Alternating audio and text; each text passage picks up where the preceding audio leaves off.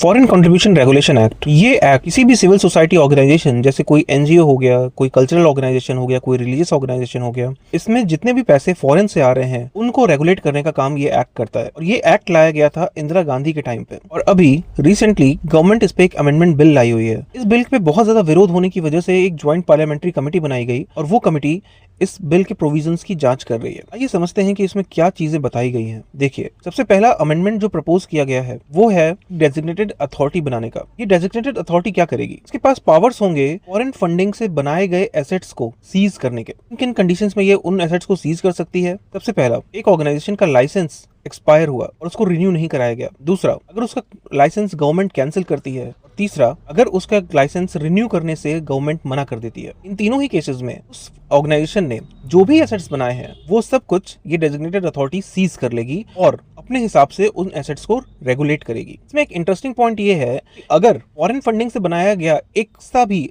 मान लीजिए एक बिल्डिंग लगाने में यूज हुआ, तो मान लीजिए 1 करोड़ की बिल्डिंग बनी, 90 लाख उसमें से जो है इंडियन फंड्स लगे उस एनजीओ के और 10% जो है वो फॉरेन फंडिंग लगी, तो भी वो पूरी की पूरी बिल्डिंग देखिए डेजिग्नेटेड अथॉरिटी सीज कर पाएगी। ये हो गई पहली बात। दूसरा, देखिए इन ऑर्गेनाइजेशंस के पास राइट टू अपील है इस बिल के अकॉर्डिंग, लेकिन ये राइट टू अपील सिर्फ उन केसेस में आता है जिन केसेस में ये खुश नहीं है या फिर इनके हिसाब से सही तरीके से इनके एसेट्स को नहीं रखा जा रहा डेजिग्नेटेड अथॉरिटी के द्वारा। यहाँ पे एक बहुत इंपॉर्टेंट बात समझने वाली ये है कि उनका लाइसेंस क्यों कैंसिल किया गया या फिर उनका लाइसेंस का रिन्यूअल क्यों रिफ्यूज किया गया, इसके खिलाफ वो इन कोर्ट्स में अपील नहीं कर सकते। This is a very big point of contention. हालांकि वो हाई कोर्ट्स में जाके रिट पिटीशन डाल सकते हैं, लेकिन writ petition is up to the court कि वो एक्सेप्ट करती है या नहीं। This is not a right to appeal, it is different from a right to appeal. Now third point, यहाँ पे रेट्रोस्पेक्टिव एप्लीकेशन है, यानी कि ये बिल आज भले ही अगर एक्ट बन जाता है तो ये एक्ट ऐसे माना जाएगा जैसे ये शुरू से चला आ रहा हो। यानी कि जिन भी एनजीओज के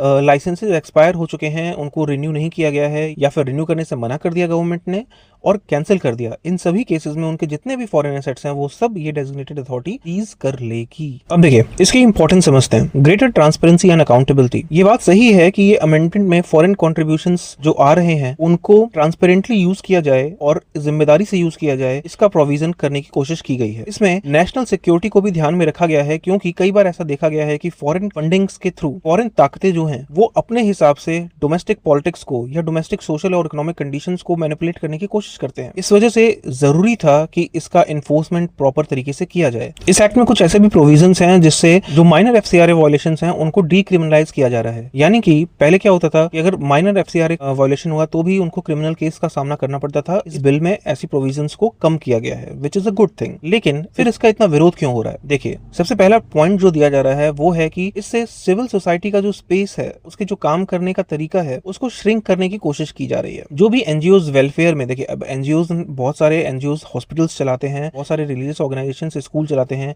क्रिश्चियन स्कूल्स तो आपने देखे ही होंगे, है ना। तो ये सारे इसलिए कर पा रहे हैं क्योंकि इनको फॉरेन से फंडिंग आ रही है। तो ऐसे में अगर इन पे लगाम लगाई जाती है तो इनके द्वारा जो वेलफेयर स्कीम चलाई जा रही है वो भी कम होंगी। दूसरा पॉइंट दिया जाता है ब्रॉड गवर्नमेंट डिस्क्रेशन। यहाँ पे जो एक वर्ड यूज किया गया है पब्लिक इंटरेस्ट, गवर्नमेंट में cancel the registration in the public interest. अब ये पब्लिक इंटरेस्ट को डिफाइन एग्जैक्टली नहीं किया गया, इस वजह से ये बहुत एक वेग टर्म है जिसका मिसयूज गवर्नमेंट्स कर सकती हैं, ऐसी कयास लगाए जा रहे हैं। थर्ड जो इसका क्रिटिसिज्म है वो है एसेट सीजर प्रोविजंस। अब इसमें आप एसेट्स तो सीज कर ले रहे हो, लेकिन आप ये देखो कि जिस एसेट में 50% से ज्यादा फॉरेन कंट्रीब्यूशन लगाया गया है उसको आप सीज करो, है ना। मान लीजिए किसी एसेट में 90% इंडियन रेज्ड फंड लगे हैं और 10% फॉरेन रेज्ड फंड लगे हैं, तो फिर भी आप उसको फॉरेन एसेट मान रहे हो। This is not true, this is not good. अगला जो पॉइंट दिया जाता है वो अगेन रेट्रोस्पेक्टिव ऑपरेशन का है, जिसकी वजह से अब तक जितने भी लाइसेंसेस कैंसिल हुए हैं उनके फॉरेन एसेट सारे सीज कर लिए जाएंगे। और लास्ट जो क्रिटिसिज्म है वो है लैक ऑफ एपेलेट रिव्यू। इसमें जब लाइसेंस कैंसिल हो रहा है या फिर रिन्यूअल से मना किया जा रहा है तो उसके लिए भी आपको प्रॉपर रीजन देना चाहिए और उन ऑर्गेनाइजेशंस के पास इसके लिए भी अपील करने की पावर होनी चाहिए। देखिए, गवर्नमेंट के पास अगर कोई ठोस सबूत है, कुछ भी ऐसी इन्फॉर्मेशन है कि हाँ ये वाला एनजीओ जो है ये गड़बड़ काम कर रहा है, फॉरेन फंडिंग लेके इंडिया में कुछ मैनिपुलेशन करना चाह रहा है, तो ऑब्वियसली उनके पास कोई इन्फॉर्मेशन होगी, कोई प्रूफ होगा, कोई तथ्य होगा जिसके ऊपर ये बात कह रहे हैं, उसको आप कोर्ट में दिखाइए और उसका लाइसेंस कैंसिल हो जाएगा, बात खत्म हो गई। तो ये सारे अमेंडमेंट्स हैं। अब देखते हैं ज्वाइंट पार्लियामेंट्री कमेटी इसमें क्या करती है और I will keep you updated. और इस तरह के वीडियोस अगर आपको पसंद आ रहे हैं तो अपना प्यार दिखाइए। Okay, thank you.